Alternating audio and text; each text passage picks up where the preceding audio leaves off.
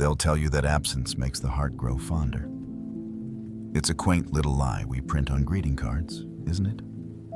A lullaby for the lonely. But the truth, the real serrated-edged truth that you feel in your bones on a humid August night when the city is too loud and your own skin feels like a cage. The truth is that absence doesn't make the heart grow fonder. It makes the heart grow curious. And curiosity, my friend, is a far more dangerous and potent poison than fondness will ever be. Fondness is a tame pet. It eats from your hand. Curiosity is a wolf. It circles your fire in the darkness, and you find yourself listening for the snap of a twig, your heart beating in time with a predator's patience. This is the first and perhaps the cruelest secret of the silent power game. The strongest men don't seduce by being present, by being loud, by filling every empty space with their peacocking and their pronouncements. No. They seduce with the shape of the hole they leave behind. They understand the gravity of absence. Think of it. The constant texter, the man who double-checks, who asks, "Are you mad at me?" Who needs the constant hum of validation to know he exists. He is an open book, and frankly, a boring one. He leaves no room for imagination. He's all text and no subtext. His presence is a frantic buzzing noise that you eventually learn to tune out, like a cheap fluorescent light. But the other man, the man who is building something, the man who is wrestling with his own demons in his own private coliseum, the man whose mind is a tangled, fascinating forest, where he himself sometimes gets lost. He doesn't have the time to be a constant noise. His replies are not games. They are simply delayed by life, by a thought he had to finish, by a passage in a book he had to read twice. His absence isn't a strategy. It's a symptom of a rich inner life. He disappears not to be missed, but because he must. He is called away by the demands of his own soul. And what does this do to the observer? To the one caught in his orbit? It drives them mad. In a good way. The human brain is a pattern recognition machine, a detective. When a pattern is predictable, it gets bored and goes to sleep. But when there is a gap, an unexpected silence, a missing piece, the brain lights up like a pinball machine. It starts to create stories. It starts to write the script for him. What is he doing? What is he thinking? Who is he really behind that quiet focus? His silence becomes a canvas, and they start throwing all their most romantic, heroic, and tragic paint onto it. He becomes a mystery to be solved, and there is no aphrodisiac more powerful than an unsolved mystery. A recent, rather bloodless study from a university in Basel, I think it was 2024, talked about this. They called it cognitive chasing. They found that the dopamine hit from anticipating a reward is often far greater than the one from actually receiving it. The man who is constantly present, constantly available, kills the anticipation. He serves the meal before you've even had a chance to get hungry. The man who is absent, whose attention is a rare and precious commodity, he makes you starve. And, oh, how we love to romanticize our hunger. There's an old whispered piece of folklore from the northern coasts of Scotland. They tell of the Selkies, the seal folk who can shed their skins and walk on land as humans. The stories always focus on the man who finds the seal skin and hides it, trapping the beautiful Selkie woman as his wife. But they miss the point. The real power, the real seduction, wasn't in the theft. Imagine a different man. One who saw the Selkie dance on the shore, left her skin where it lay, and simply walked away. Imagine he just went back to his lighthouse, lit the lamp, and did his work. She would be baffled. Every other man would have tried to possess her. This one saw her magic and respected it enough to leave it alone. He acknowledged her world, by not trying to invade it. His retreat, his silent focus on his own lonely duty, would become a question she would have to answer. His absence would haunt her more than any cage ever could. He isn't playing a game, he is the game itself. So I ask you this, as you sit there in the glow of your screen, feeling that familiar pull of loneliness, that itch to reach out, to check, to confirm you haven't been forgotten. Look at the spaces you are so desperate to fill. What if their emptiness is your greatest asset? What if your unsent text is more eloquent than any paragraph you could write? The chase is a fool's errand. It's the breathless, sweaty work of a man who doesn't believe in his own worth. The true power is in stillness, in building a world so compelling, so dense with purpose, that your absence from the lives of others creates a vacuum. A quiet, irresistible pull. Stop trying to be the star of their show. Go and build your own damn cathedral. Let them wonder at the sound of the bell tolling in the distance. Let them find themselves drawn to the strange, quiet light shining from its windows. Don't chase. Don't call out. Simply be elsewhere. Be so profoundly, intoxicatingly busy with your own life that your absence becomes a presence in itself. A ghost they can't stop thinking about. What kind of ghost are you? The kind that rattles chains and begs for attention? Or the kind whose silence is so profound, it's the only thing they can hear?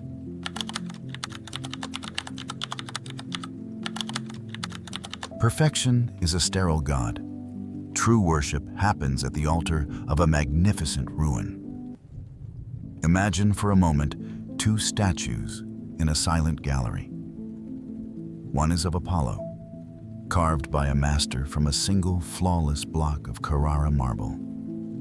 It is perfect. Not a tool mark, not a vein, not a single imperfection. His face is serene, his muscles are mathematically precise. He is beautiful, and he is utterly boring. He tells you nothing except that the sculptor was very skilled. Now, look beside him. The second statue is made of dark porcelain, shattered into 100 pieces.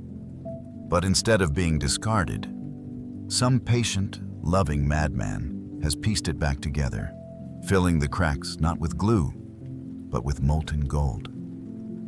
This is the ancient Japanese art of kintsugi. The statue is a web of golden fissures. It is undeniably broken. It is a roadmap of its own destruction. And it is breathtaking. It doesn't just tell you about the artist's skill. It tells you a story of violence, of survival, of rebirth. It insists that it is more beautiful for having been broken. Which statue draws your eye longer? Which one has a soul? We are raised on the myth of the marble statue, the myth of the man who has no cracks. The strong man, we are told, is invulnerable. He has no doubts, no wounds, no past failures that still ache when it rains. His armor is impenetrable. This is the great lie of masculine performance. A lie that creates fragile, hollow men who spend their lives terrified that someone will see the hairline fracture in their perfect facade. They are exhausting to be around, and they are exhausting to be. Theirs is a brittle strength, ready to shatter at the first real blow. The truly strong man, the man whose power is silent and gravitational, is the kintsugi statue. He is not defined by his invulnerability, but by the quiet, unapologetic ownership of his scars. He has descended into what Nietzsche called the abyss, looked his own monsters in the eye, and returned, not unmarked, but unashamed. His wounds are no longer sources of shame to be hidden beneath layers of bravado. They are the gold seams that give him character, depth, and a terrible beauty. He doesn't boast about his past hardships. That would be just another performance, another desperate plea for admiration. No, it's quieter than that. You see it in the way he doesn't flinch from uncomfortable truths. You hear it in the way he can listen to someone else's pain without offering cheap platitudes, because he knows the landscape of suffering firsthand. His past failures have given him a strange, weary grace. He tried to build a business and it crumbled. He doesn't hide it. The experience taught him the difference between an asset and an ego. He loved someone who destroyed him. He doesn't grow bitter. He learns the topography of his own heart, its fortified borders and its treacherous, soft lowlands. This isn't just poetry. There's a psychological phenomenon researchers have started calling the beautiful mess effect. Studies in social cognition, some as recent as last year, show that while we judge our own vulnerabilities harshly, we tend to see the expressed vulnerabilities of others as courageous and bonding. When a man pretends to be perfect, he creates distance, an unspoken challenge. When a man owns his imperfections, he offers an invitation. He silently says, "I am flawed. I have survived my own wreckage. You don't need to perform perfection around me." This is an almost unbearable relief in a world obsessed with airbrushed lives and curated realities. It is a form of seduction so profound, it barely registers as such. It's the seduction of safety, of authenticity. It's the quiet power of the man who has nothing to prove because his proof is etched into his own skin. There is an old blacksmith's legend, a story whispered around forges, that the only way to create a truly unbreakable sword was to quench the red-hot steel not in water or oil, but in something that held a true and terrible power. The foolish smiths tried holy water. The arrogant tried the blood of lions. But the master smith, the one whose blades were sung of in legends, was said to have a secret. After forging the blade in the hottest fires of his own effort, he would quench it in his own collected tears of regret. He would pour all of his failure, his heartbreak, his shame into the very soul of the steel. The legend says the swords forged this way were not only unbreakable, but they would sing a faint, sad song in the heat of battle. A reminder that true strength is not the absence of sorrow, but its integration. Here, in this darkness, is the faint glimmer of hope I promised you. The liberation is this: you can stop. You can lay down the impossibly heavy burden of pretending to be marble. You are porcelain, you will be shattered. It's the nature of the material. The choice isn't whether or not to break, but what you will use to piece yourself back together. Will you use the cheap, invisible glue of denial and shame? Or will you have the courage to use gold, to make your wounds the most interesting thing about you? So, here is my challenge to you. Not a riddle, but an accusation. You've spent so long curating your strengths, polishing your marble surfaces. You think that's what makes you desirable. I accuse you of hiding the good stuff. So, in the silence of your own mind, show me a scar you keep hidden. Not the heroic ones you tell at bars. No. Show me the ugly one. The one that came from your own stupidity, your own weakness, your own failure. Now, stop calling it a wound. Start calling it a story. What does that story whisper when you finally stop trying to shout over it?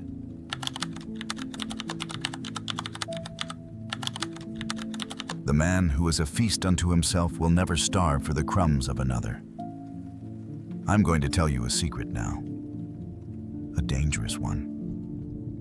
The kind of truth that, in older, more honest times, they would burn philosophers for.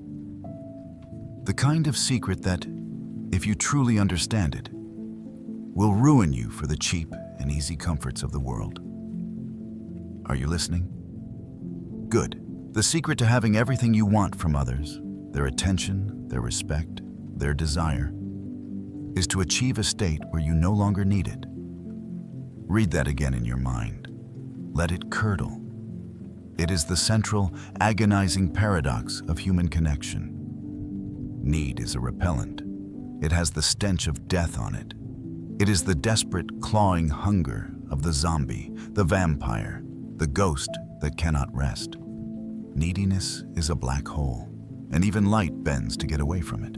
The man who needs her validation, who needs his peers' approval, who needs the world to applaud his efforts, is a beggar.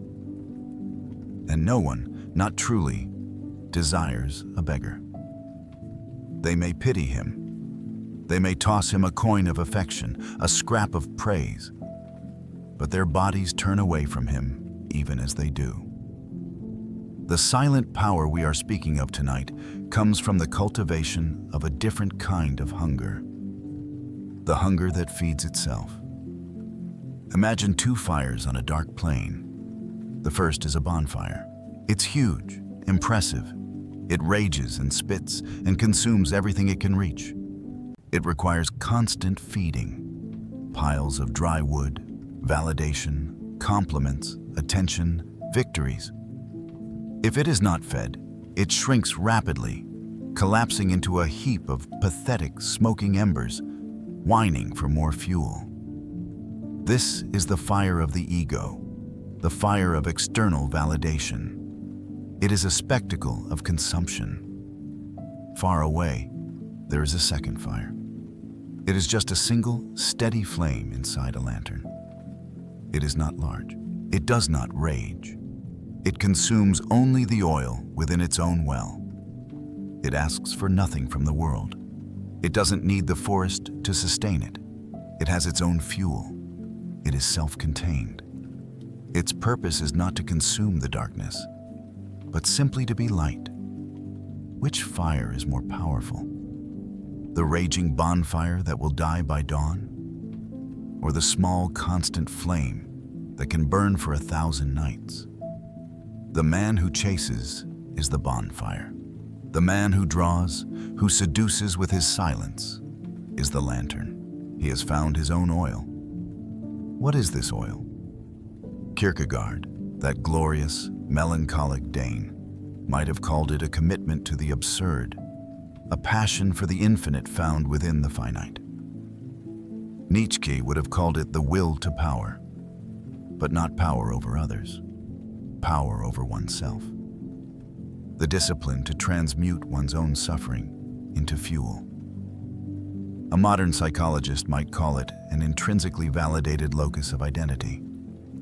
But let's call it what it is, a purpose, a grand, all-consuming obsession that is not a person, not an object, and not a status. It is a verb. To create, to discover, to build, to master, to understand. The man who is possessed by such a purpose has no time for the petty games of seduction, and in this he becomes the ultimate seducer. His unavailability is not a tactic, it is a reality. His focus is not a mask, it is his face. He is not looking for a woman to complete him. He is looking for one who won't get in the way of his completion of his work. This is a terrifyingly high bar, and for that reason, it is irresistible. It broadcasts a silent signal. My universe is already whole. It is vast and beautiful and full of terrors and wonders. You are welcome to come and explore it, but it does not require you for its existence. There is an Eastern fable about a wise old hermit who went to live in a cave in the driest part of the desert to escape the noise of the world. For years he meditated, and his only trial was the constant, maddening thirst. He prayed for rain, he dug for wells, he begged the heavens for a spring. Nothing. Finally, in despair, he gave up. He accepted he would die of thirst, and in that acceptance, he turned his focus inward to the last great mystery, himself.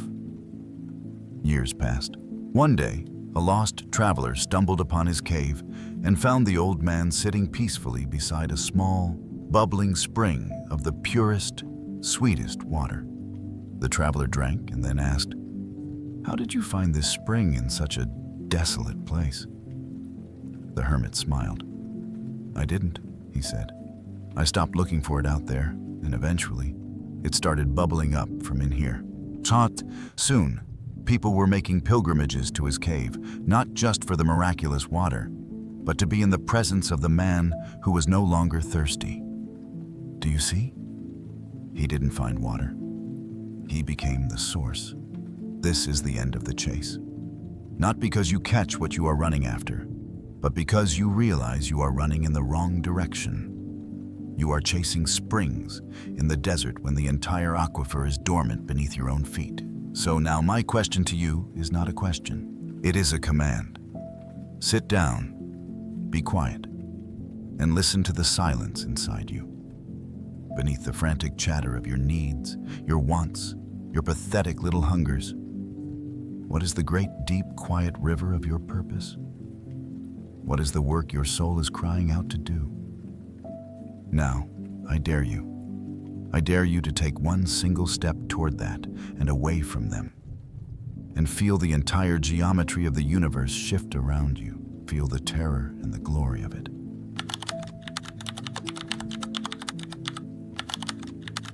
Loneliness is a punishment. Solitude is a throne. Let me whisper a little poem to you, a verse for the man who has grown tired of crowds. The crowd's a drunken choir, singing hymns I've never learned. Inside, a single spire, where my own silence burned. We are taught to fear being alone. Loneliness is the leper of the modern world. It is a failure, a social disease. The man eating alone, the man at the cinema alone, the man walking in the woods alone. He is an object of pity, or perhaps suspicion.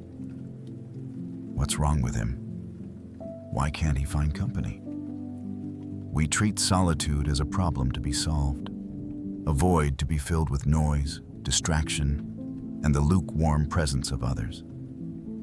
This is a profound misunderstanding. It is the confusion of a prison with a kingdom.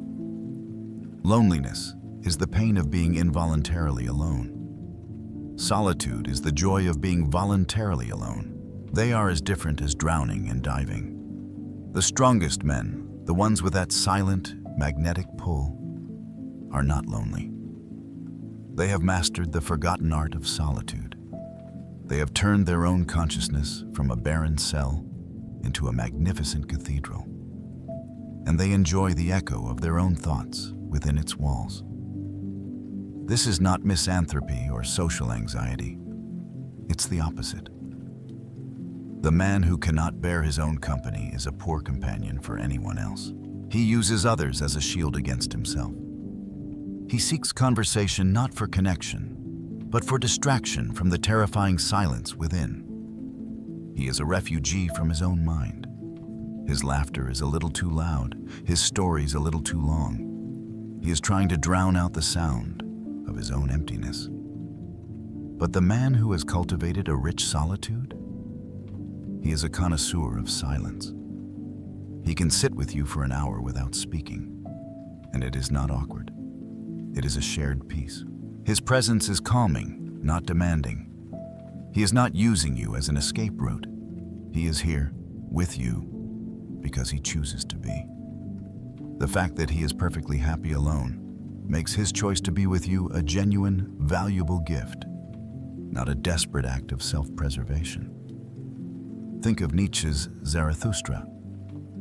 He doesn't come down from his mountain cave because he is lonely. He comes down because he is so full of his solitude, so overflowing with the wisdom and honey he has gathered in his years alone, that he must share it. He descends not out of need, but out of abundance. His solitude has made him rich. He is not seeking light from others, he is carrying a sun. This is the great quiet work, to become a fascinating conversationalist with yourself, to fill your inner world with art, with philosophy, with difficult questions, with the ghosts of dead authors and the melodies of forgotten music, to turn your mind into a place so interesting that you are never bored in your own company, to build a library inside your skull. There's an odd fable about a king in an ancient, forgotten kingdom. He was known for his uncanny wisdom and his serene, unshakable demeanor. His secret, it was rumored, was that one day each year he would lock himself away in a secret chamber deep within the castle. The chamber was empty, save for the fact that every wall, the floor, and the ceiling were perfect, flawless mirrors. For 24 hours, the king would hold a council with himself. He would speak to the infinite reflections of his past selves, his potential future selves. The tired king of the present, the foolish boy he once was. He would argue, confess, debate, and forgive. He would emerge the next morning, exhausted but whole, with a clarity no army of advisors could ever provide. He didn't rule his kingdom by listening to others. He ruled by first achieving a state of total, brutal honesty with himself. He was his own most trusted and most feared counsel. This is the hope I can offer you, and it is a quiet, sturdy one. You fear being alone. But what if the greatest love affair of your life is the one you have with your own mind? What if your inner world, which you flee from with endless scrolling and meaningless chatter, is actually a lost continent waiting to be explored?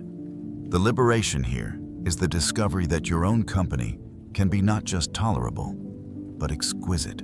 It is to find that the person you have been seeking your whole life to understand you, to challenge you, to fascinate you, has been living behind your own eyes all along. The strength this builds is subtle but immense. It radiates from you. People can sense a man who is at home in himself. He walks differently. He listens differently. He doesn't fidget. He doesn't grasp for conversational threads like a drowning man grasping for a rope. He's anchored. The world is a loud, frantic, desperate place. The man who can offer a small island of quiet, self-possessed calm becomes a lighthouse. So, here is the riddle I leave you with tonight. If tonight you were to be locked in a perfectly silent room with no books, no screen, no windows, and no door for one entire week, who would you be locked in there with? Would you be meeting a dear and fascinating friend, a tedious and repetitive stranger, or your most bitter and relentless enemy? Be careful how you answer. It is the only answer that has ever truly mattered.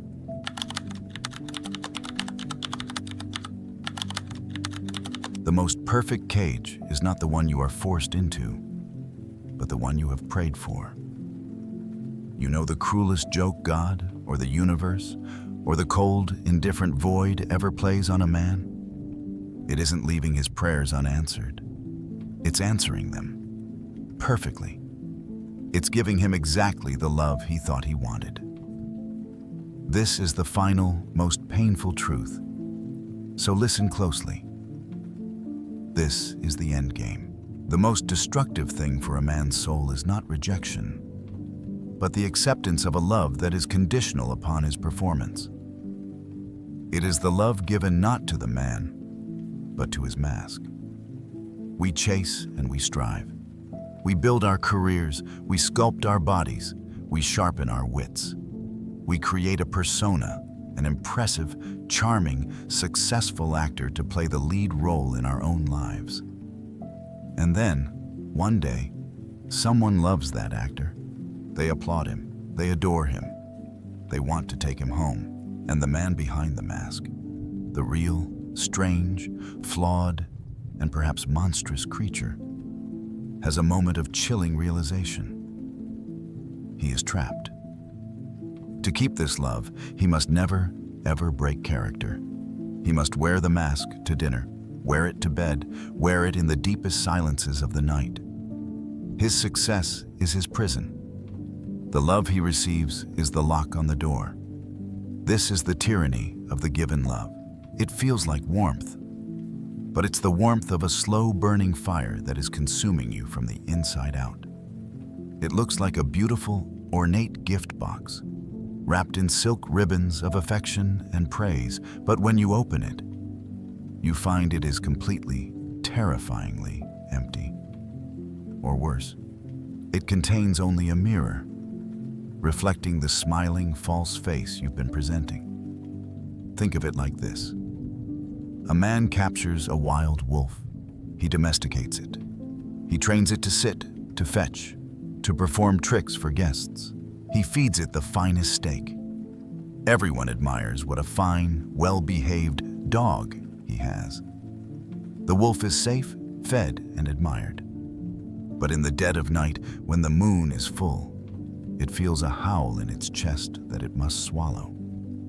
It dreams of the hunt, of the snow, of the savage, bloody freedom of its true nature. The love it receives is contingent upon it not being a wolf. Is that love? Or is it the most sophisticated form of taxidermy? The strong man, the one who understands this silent power game, eventually senses this trap. He feels the suffocating comfort of the given love. He sees the admiration in his partner's eyes and knows with a sinking dread that they are admiring a ghost, an advertisement. This is where the true, terrifying act of power comes in. It is not in winning the love, but in having the courage to reject it if it is not a love for the real. It is the courage to, in a moment of terrifying honesty, let the mask slip, to show the flash of the wolf's yellow eye, to say the wrong thing, to reveal a weakness, to confess a strange desire, to be sullen or difficult or, God forbid, imperfect. It is to risk the entire beautiful, fragile performance for one moment of brutal truth, to see if they will love the creature behind the curtain. Most of the time, they won't. They will recoil. They fell in love with the actor, not the sweaty, insecure man in the dressing room. And this rejection is the most profound and terrible liberation a man can experience. It hurts like amputation, but it is the beginning of his real life. He is finally free to find a love or a solitude that does not require his slow suicide.